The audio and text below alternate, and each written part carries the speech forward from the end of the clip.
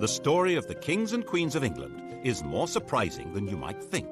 It's a fine drama, 1,000 years of tales of lust and betrayal, of heroism and cruelty, of mysteries, murders, tragedies, and triumphs. Oh, you're probably thinking that applies to medieval kings, all right, but this programme's about the modern monarchy, from Victoria to the home life of our own dear Queen, and there's not much of that sort of thing going on here. Oh, really? Keep watching. What, you may wonder, did lust have to do with the matronly Queen Victoria? Well, she was young once, and her husband, Prince Albert, gave his name to more than just a bridge, a concert hall, and a memorial. No other British royal has a body piercing named after him. And we can't show you where the ring goes in a Prince Albert, you'll just have to guess. Kept Victoria happy, 9 children. And this isn't only a collection of royal trivia for the tabloids. We can reveal for the first time on television that the present Queen's grandfather, George V, actually took over the running of the country, secret personal rule, for a few days in 1931. He believed it was the only way to save the country from revolution. Most of the papers relating to this are still hidden. How much do we really know about what goes on? In 1867, Walter Bagehot wrote a book on the British Constitution which said that it had 2 parts, the efficient part and the dignified part. The dignified part was headed by the Queen. It was a piece of theatre whose only purpose was to make people feel loyalty. The actual power was entirely held by the efficient part, which he said was a secret committee called the Cabinet. Everyone believed Bagehot's book. The government encouraged people to believe it. So did the royal family, then and now. Well, they would, wouldn't they? The truth has been rather different. Obviously, when the 18-year-old Victoria came to the throne in 1837, she wasn't in much of a position to try to run the country. She'd had a rather odd upbringing. Her father had been a brother of George IV and William IV, but he died when she was a baby. Her mother was a straight-laced German princess who was determined that her daughter should not be part of the disreputable life of the court, or murdered, as her mother thought possible, by one of her terrible uncles who wanted the throne himself. She was brought up in isolation in Kensington Palace, which in those days was rather cut off from London. Her main interest on becoming queen was to finally cut free of her mother, and hopelessly, utterly in love with her first cousin, the 20-year-old younger son of the Duke of Saxe-Coburg-Gotha. He's excessively handsome. Such beautiful eyes. My heart is quite going. He certainly tried hard to look good. That notorious ring piercing, if it did exist, no one can be quite sure, was attached to a chain to assist in smoothing the line of his breeches. They married in 1840. She wasn't hugely popular at the time. Headstrong, willful. She actually blocked a change of government because it would have upset her domestic arrangements. The Prime Minister, Lord Melbourne, had given her the wives and daughters of his own supporters as the ladies of her bedchamber. When his Whig government fell and Robert Peel came to power, Peel insisted that the Queen should replace at least some of the ladies so that the court wasn't a complete one-party state. Victoria refused. Peel felt forced to resign, and Melbourne came briefly back to power. People didn't like what she was doing, they didn't like her, and they didn't like the stiff German, Prince Albert. Peel came back to power and refused to grant him much more than half the allowance Victoria demanded, saying that people were very hard up, which they were. The position of the throne seemed pretty shaky. It didn't seem likely that this would become the most secure and richest monarchy in the world. How did that happen? When Victoria came to the throne, all she had as her own was the revenue of the Duchy of Lancaster, £27,000 a year. The Sunday Times Rich List for 1990 showed Elizabeth II as being worth £6.7 billion. That's nearly 10 billion in today's money. The richest person in the land by a huge margin. It's true that the latest Rich List shows her being worth a mere 250 million. Has she lost 97% of her money on the horses? Did she give it all away to charity? No. The latest figure is a guess, based on an instruction to the Sunday Times not to count anything she holds on trust for the nation. Obviously, she can't sell the crown jewels and pocket the proceeds, but actually, most rich people hold much of their wealth in trust, yet it's still treated as theirs, because they have the use of it. The royal move into profit began when Albert took charge of the royal finances. He wasn't allowed to be king. There was deep suspicion of him. But Victoria let him manage her affairs, and he did an astonishing job of it. The royal household was an incredible Gothic antique. To clean a window in Buckingham Palace was a job for the Lord Chamberlain's staff. Unless it was a kitchen or scullery window, then they had to call on the Lord Steward. And laying a fire was the Lord Steward's job, but lighting it, the Lord Chamberlain's. As their staff were not on good terms, the Queen froze. Other palace staff were paid for jobs whose very purpose and even existence had been forgotten. Enter Albert with boiling water and a hatchet. He sorted that lot out and cut Victoria's costs dramatically. He had a huge capacity for work and organisation, so when he came up with the idea for a great exhibition of the world's arts and industry, no one should have doubted that he could make it happen. Of course, they did doubt it. They had no confidence in the exhibition hall, the Crystal Palace, a giant greenhouse erected by a gardener. And when they realised that thousands would congregate there, they thought that it would be a rallying point for revolutionaries. The opening of the Great Exhibition on May 1st, 1851, was a thrilling day for the nation and for Victoria. The royal couple began to be viewed with some enthusiasm, and it was quite understandable that the next year an eccentric miser should leave the Queen £500,000 in his will. Albert's influence in government rose visibly, which of course soon put an end to his popularity. By 1854 it was generally believed that Albert the Foreigner was a traitor in league with Russia, forcing loyal ministers out of office. Crowds gathered round the Tower under the impression that Albert and Victoria had been arrested for treason. That frenzy died down, but at the back of it were two things that were going to be permanent problems. One was that the Queen and the consort must have some role in running the country, but that couldn't be squared with any kind of representative government. And the other was that people were realizing that the monarch was making a profit, and they didn't like it.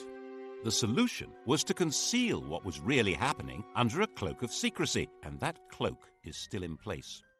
When I was researching a book on the most sensitive part of this story, I needed to see some papers that should have been released by the Ministry of Defence. The then Navy Minister, David Owen, read the file and released it, but the crucial documents weren't there. He suggested they would have been treated as the private property of the Crown and kept in the Royal Archive. Private. I wasn't allowed in. Albert's own role was pretty secret. He was in reality acting as King of England, but that was behind the scenes. The title he was eventually given in 1857 was just Prince Consort. He took it very seriously and worked himself to death.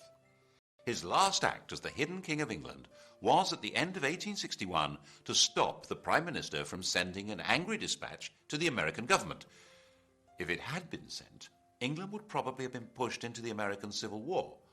On the terrible shriek, she never recovered.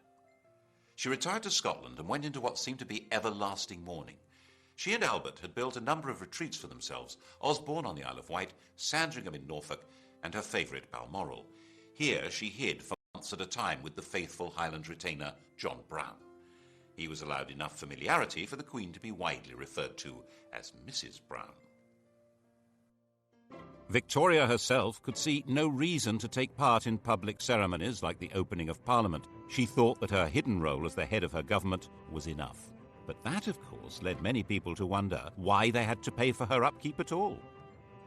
She received, as she had done from the start of her reign, £385,000 a year from the government.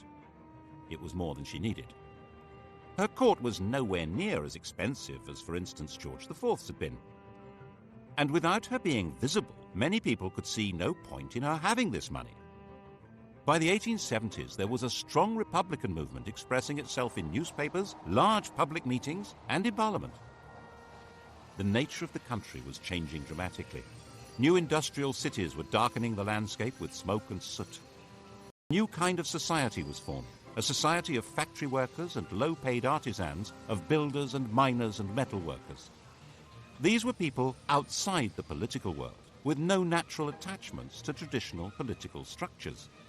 And there were a lot of them. The anti-royalist head of steam built up every time Parliament was asked for extra grants to Victoria's children when they came of age or married. But in fact, it was very probably these children who saved her throne. No British statesman wanted to see the royal family given its marching orders when their marriages offered such a useful back door into the chancelleries of Europe. Victoria's eldest daughter was married to the heir to the Kaiser of the new German Empire and was a strong and useful influence on her husband and a thorn in Bismarck's flesh. The heir to the British throne, Albert Edward, had married Alexandra, daughter of the King of Denmark and sister of the King of Greece. The Greek crown had actually been offered to another of Victoria's sons, Alfred.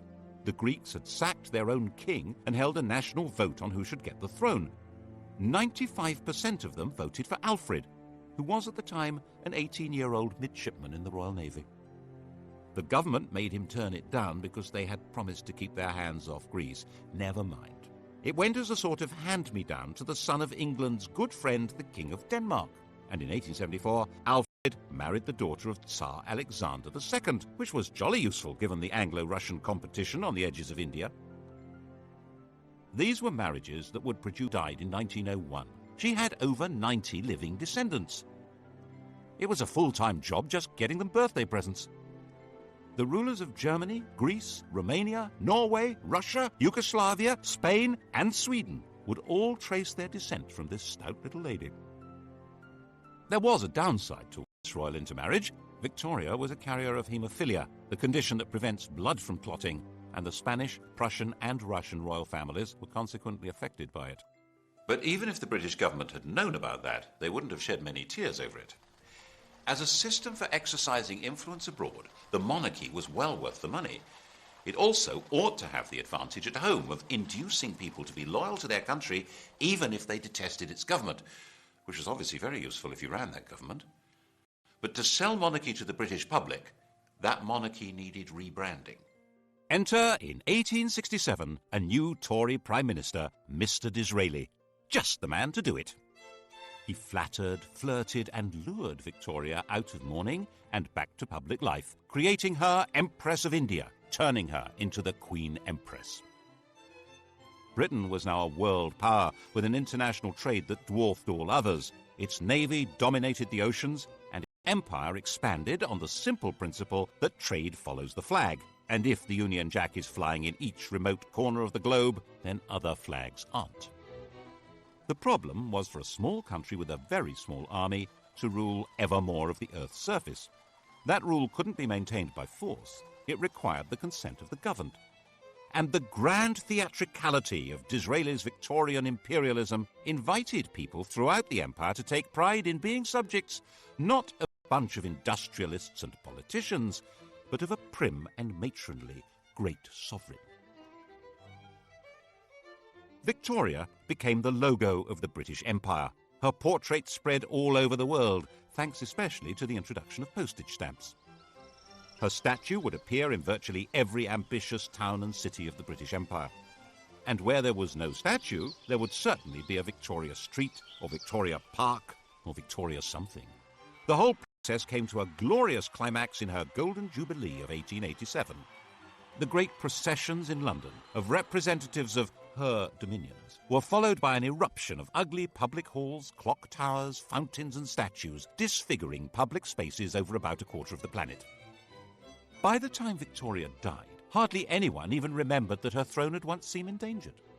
And she'd reigned so long, 64 years, that hardly anyone could even remember any other sovereign. Her death in 1901, 22 days into the new century. Now, Britons would leave the 19th century without the security of the great mother hen.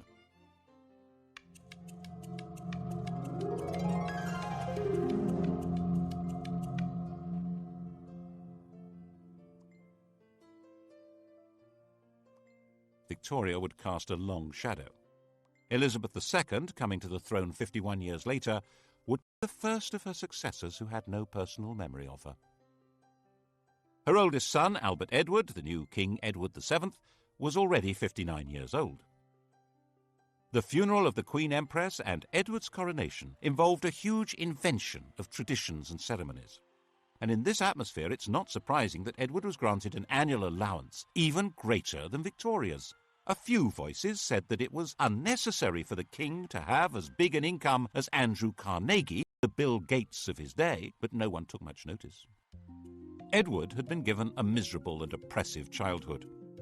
Victoria had measured him by the impossible yardstick of her hero worship of the perfect man, his father. Naturally, young Bertie had rebelled. Of course, his first visit to a prostitute shocked his parents deeply. It happened to be followed by Albert's fatal illness, which Victoria had inevitably blamed on her wicked son. She had arranged marriage shortly afterwards in the hope that domestic discipline would rein him in. Princess Alix of Denmark was beautiful, but she was also deaf and dull company.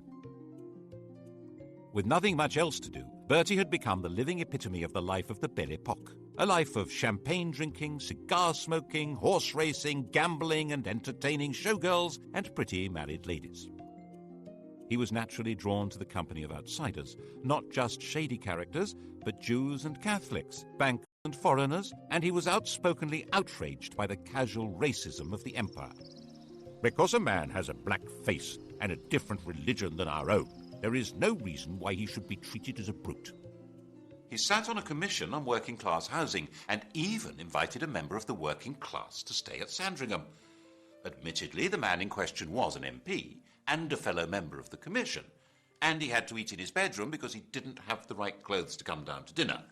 But still... By the time Edward came to the throne, he was a big, fat old man with a social conscience and a comforting mistress, Alice Keppel, who understood him perfectly. Edward saw himself as something like a nursery rhyme monarch, magnificent and jolly, caring and helpful. In 1903, completely ignoring his government, he went to France and started negotiations for a treaty that would become the Entente Cordiale, isolating Germany. He detested, which guaranteed that if Germany attacked France, Britain would go to war. So that's what happened in 1914. He determinedly resisted any increase in democracy in Britain and was a firm opponent of votes for women.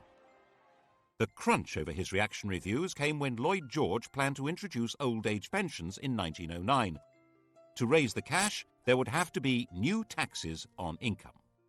The Tory majority in the House of Lords voted down what was called the People's Budget, and when the Liberal government drew up legislation to take that power away from the Lords, they voted that down too, obviously. So the Prime Minister told the King he needed to create about 250 new peers to swing the vote. Edward was not enthusiastic. Would he actually defy the government? In May 1910, in the middle of the battle, he died. In 1910, Edward's 44-year-old son George inherited the throne.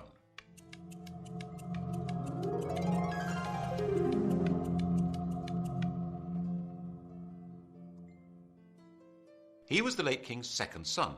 He'd worked as a commander in the Navy, to which he was deeply attached. But in 1892, his elder brother Clarence had died, and he'd unexpectedly become heir. To step into his brother's shoes, he'd left his job and married the woman who'd been betrothed to Clarence, a relative called Princess Mary of Teck. He now inherited a fortune worth around 140 million in today's prices, and a political crisis. As part of the deal with the government to pass the budget and cut the powers of the House of Lords, it was agreed that the Crown could stop paying any income tax. In return, the King would pay for his own trips abroad. The new constitutional deal drew the teeth of the House of Lords. Whatever the elected government in the Commons decided to do, it now could do. The only possible break on its power was now the King, and the question was, of course, whether he would ever exercise it, and what would happen if he tried. At first, the Crown was too weak to try. When war began with Germany in 1914, George was seen, naturally enough, as a German, which he was. He kept a bit quiet about his courtesy titles of Field Marshal General of the Prussian Army and Admiral of the Imperial German Navy. To make himself seem more British and therefore more secure, In July 1917, George felt forced to change his family name from Saxe-Coburg-Gotha to Windsor and stop being a German prince and Duke of Saxony. Revolution was a real danger. Cousin Nicky, the Tsar of Russia, was deposed in February 1917, agreed to it. But King George was terrified of being associated with a man now labelled tyrant by revolutionaries, so he forced the government to withdraw the offer. The Bolsheviks took over Russia in October, and Nicholas and his family were slaughtered.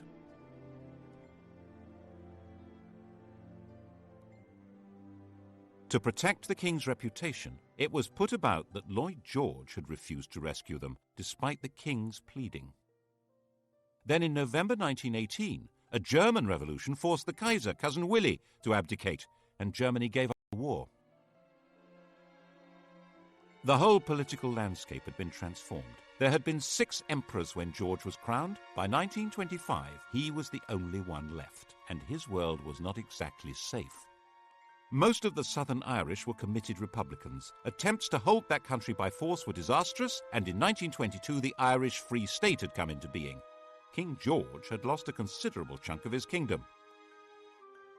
The wealth of the royal family continued to grow, due largely to Queen Mary's enthusiasm for collecting valuable trinkets at special prices. The Romanovs hadn't been allowed to join the British royals, but a substantial chunk of their jewellery did. People began hiding their treasures if the Queen was coming to call, as she would hint strongly that she expected to be given them, and sometimes take them anyway, so that embarrassed aides had to quietly return them later. In 1924, Ramsay MacDonald became Britain's first Labour Prime Minister. The old political establishment had been given a kicking. No one knew where this might lead. And then came the Wall Street crash of 1929 and financial disaster. The government needed huge loans, which were conditional on cuts in unemployment benefit and the pay of public servants and the armed forces. The Labour cabinet wouldn't do it, and MacDonald went to the King to resign. George was pretty sure this was a decisive moment. If these harsh policies were forced through by Conservatives, class war would probably break out. Everything, including himself, might very well be swept away. So he refused to accept the resignation. He persuaded Ramsay MacDonald that it was his patriotic duty to stay on as the leader of a new coalition government to force through the cuts. That way, they were more likely to be accepted. This was an extraordinary exercise of royal power, and it wasn't over yet. When the cuts were announced in September 1931, the entire Atlantic Fleet went on strike. This was the most powerful military force in the world, and it was gathered at Invergordon. There was total panic in the Admiralty. Mutiny! The intelligence service, all the disaffected, including the police, on the way. The financial markets went into a tailspin, and the Bank of England was forced to stop exchanging pounds for gold, going the gold standard. The Admiralty drew up plans to bombard the mutinous fleet from the land and sink its own ships. And the King decided he had to save the Navy and the country. He knew sailors. They weren't revolutionaries. They just needed to be spoken to in the right way. In complete secrecy, he took control, appointing a retired admiral to deal with the situation. Admiral John Kelly was not appointed by the government or the Admiralty and was instructed not to report to them, but directly to King George. He offered the sailors a deal. If they sailed back to their home ports, the King would see to it that their grievances were taken seriously and they would not be punished. It was a sensible approach, and it worked. But all evidence of the King's role and Kelly's appointment was hidden. We're not supposed to know what power royalty can wield. Of course, the bit about mutineers not being punished was a lie. Once the danger was past, the leaders were identified and quietly removed. The following year, 1932, King George gave the first Christmas radio message. He was now a presence in homes throughout his empire. The empire had changed its form, of course, and in 1931 the Dominions, the white bits of the empire, Canada, Australia and so on, had become legally independent of Westminster. They were the Commonwealth, and the sovereign was its institutional core. As part of his programme to make the monarchy seem British, and so he hoped more secure, he decreed that his children need not marry partners of royal descent. This would indeed transform the position of the monarchy. But but not in the way he expected. In 1936, when George was 70 and dying, his doctor, Lord Dawson, decided to ensure that the death would not be reported first in the vulgar evening papers. You've heard of Lord Dawson of Penn. He's killed any number of men, and that's why we sing, "Oh God, save the King," from Bertrand, Lord Dawson of Penn. Lord Dawson met the Times' deadline by giving the King a fatal injection, called a whiz-bang. George was told he would soon be convalescing in Bognor. His last words were, "Bugger Bognor." The Times was told he'd said, "How is the Empire?"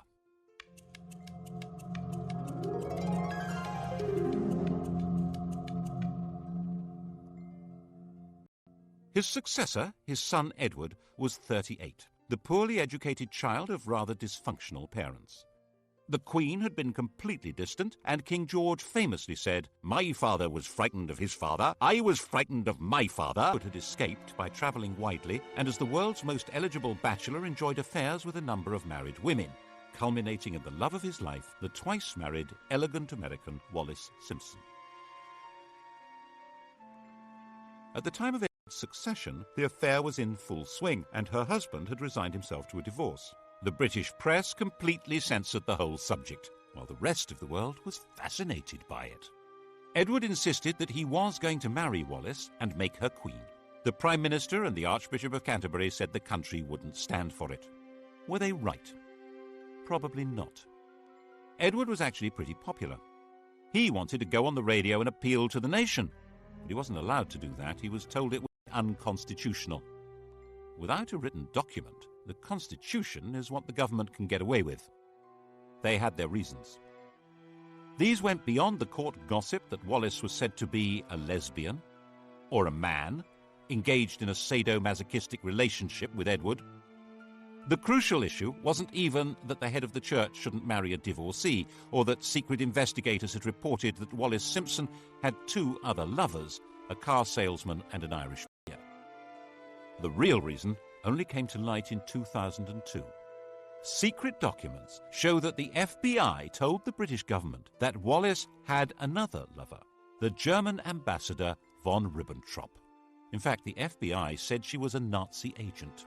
That was why the government insisted Edward must give her up to keep the throne. Edward chose love rather than the crown. He abdicated and took Mrs. Simpson to live in France. The coronation went ahead, but with his brother Albert sitting on the throne.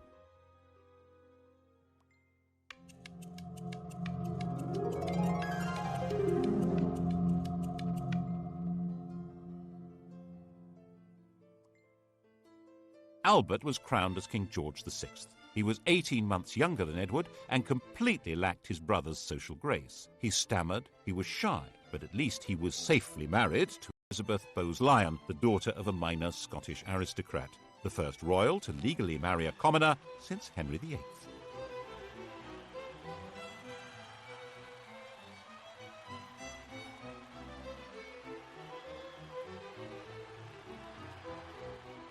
George didn't have much in the way of winning ways, but his wife, enraged at what Edward had done, was determined to help him through. She arranged speech therapy to cure his stutter.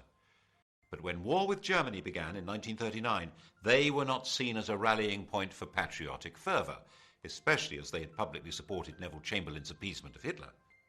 George VI and Queen Elizabeth, that's the woman we remember as Elizabeth the Queen Mother, refused to allow themselves any doubt as to the outcome of the Second World War.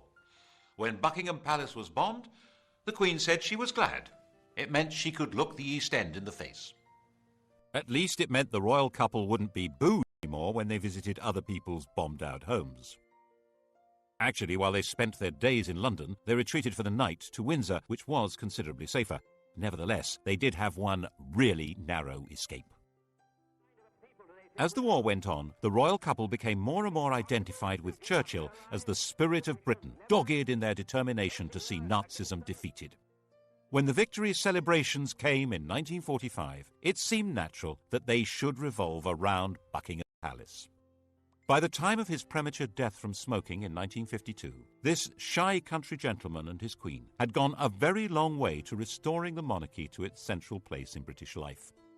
It had vanished virtually everywhere else. There had been 16 monarchies on the continent of Europe when Victoria died. Now there was only Sweden. Monarchs were restored to Belgium, Holland, Norway and Denmark, but as a pale shadow of the old European royalty.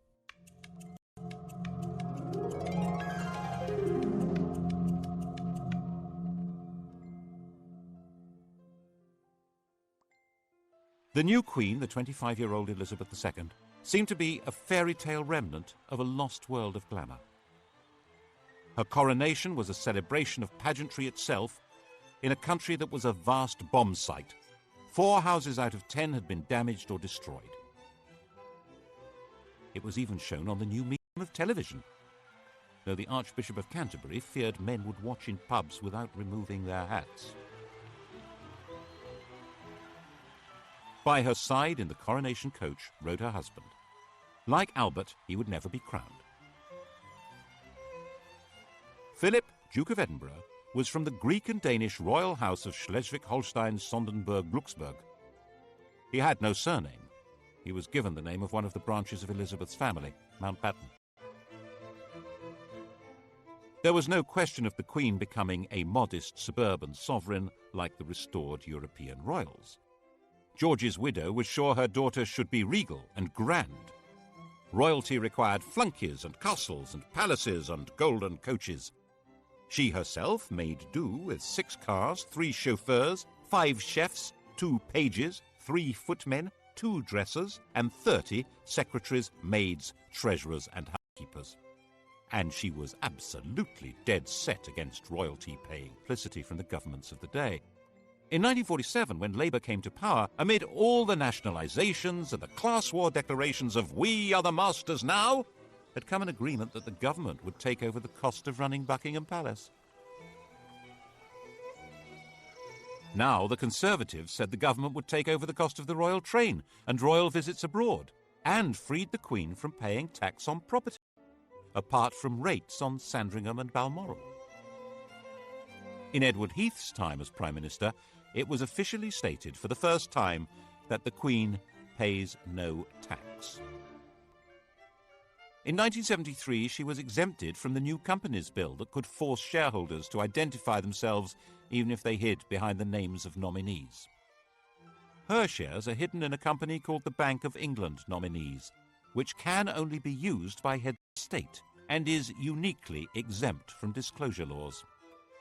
And in 1965, when a Labour government introduced capital gains tax, they declared that the Queen is exempt.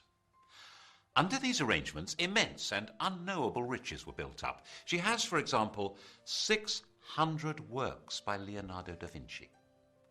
We're told these riches are not really hers because she's not free to sell them. But most of the royal collection is never publicly displayed. Why? Whose interest is being served?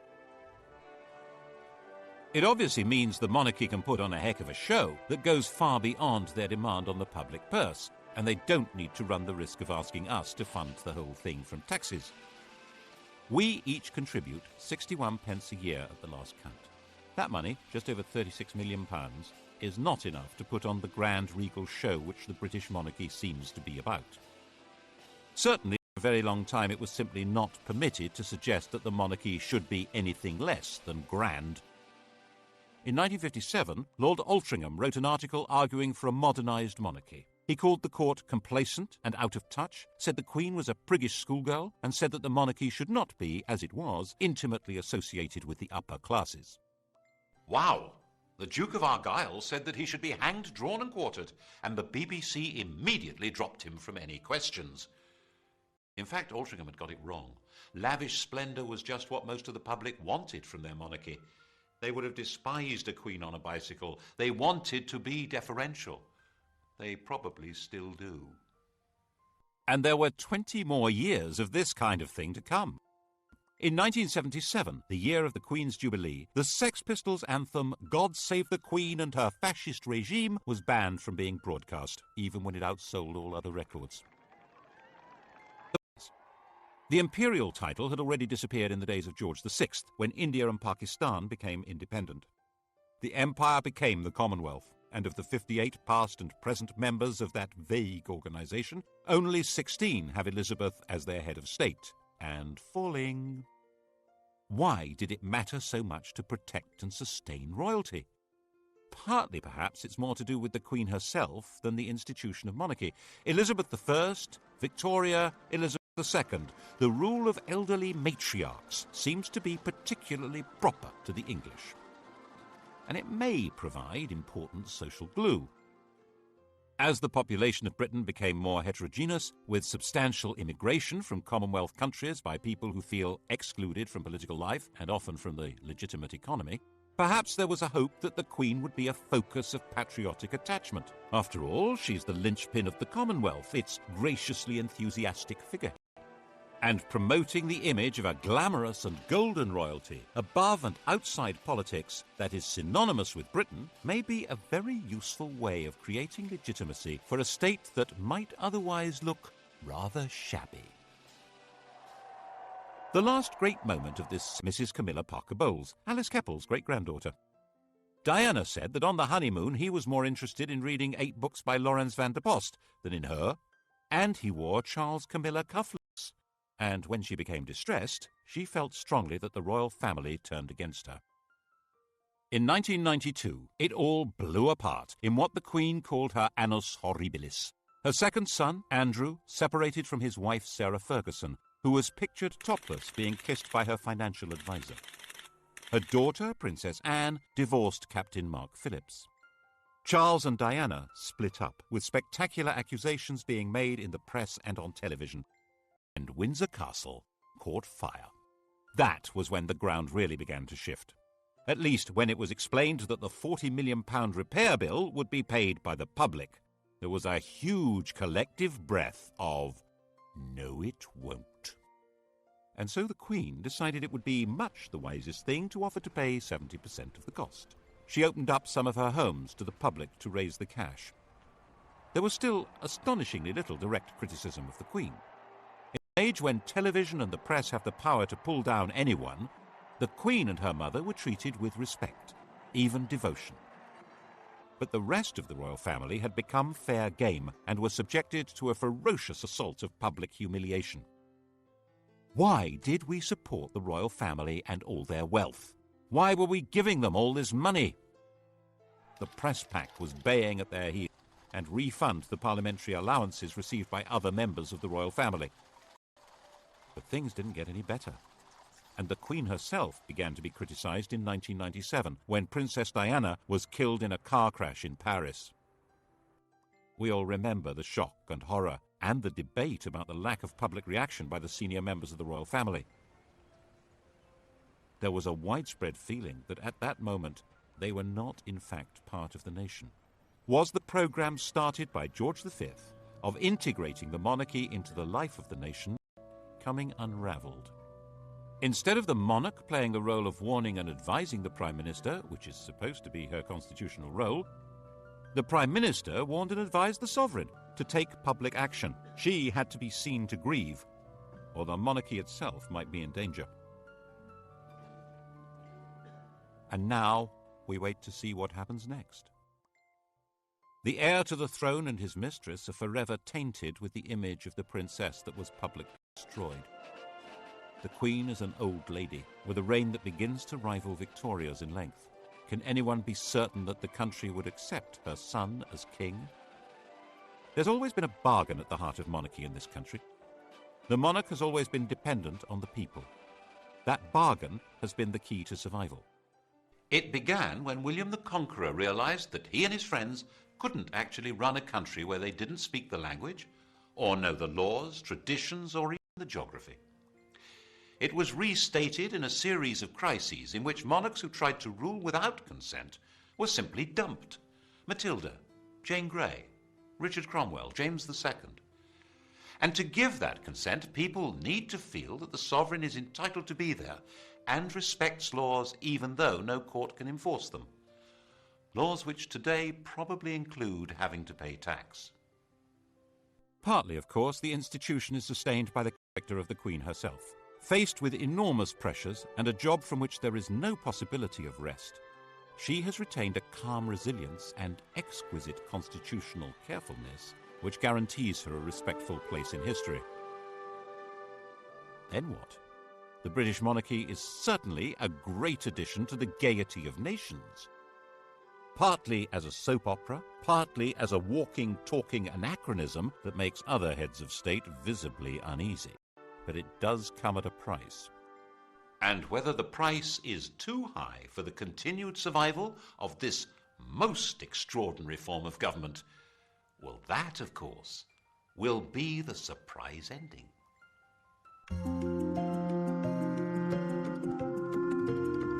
Hollywood's top 10 sites, that's tonight from 6. Coming up, the story of the strongest, sharpest blade that's ever been made, a decisive weapon.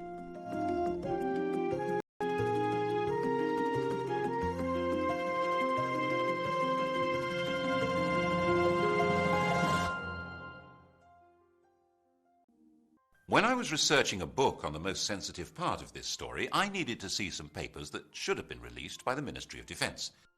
The then Navy Minister, David Owen, read the file and released it, but the crucial documents weren't there. He suggested they would have been treated as the private property of the Crown and kept in the Royal Archive. Private. I wasn't allowed in. Albert's own role was pretty secret. He was in reality acting as King of England, but that was behind the scenes. The title he was eventually given in 1857 was just Prince Consort. He took it very seriously and worked himself to death. His last act as the hidden King of England was at the end of 1861 to stop the Prime Minister from sending an angry dispatch to the American government. If it had been sent, England would probably have been pushed into the American Civil War. On the terrible shriek, she never recovered. She retired to Scotland and went into what seemed to be everlasting mourning. She and Albert had built a number of retreats for themselves, Osborne on the Isle of Wight, Sandringham in Norfolk, and her favourite Balmoral. Here she hid for months at a time with the faithful Highland retainer John Brown. He was allowed enough familiarity for the Queen to be widely referred to as Mrs. Brown. Victoria herself could see no reason to take part in public ceremonies like the opening of Parliament. She thought that her hidden role as the head of her government was enough. But that, of course, led many people to wonder why they had to pay for her upkeep at all. She received, as she had done from the start of her reign, £385,000 a year from the government. It was more than she needed. Her court was nowhere near as expensive as, for instance, George IV's had been. And without her being visible,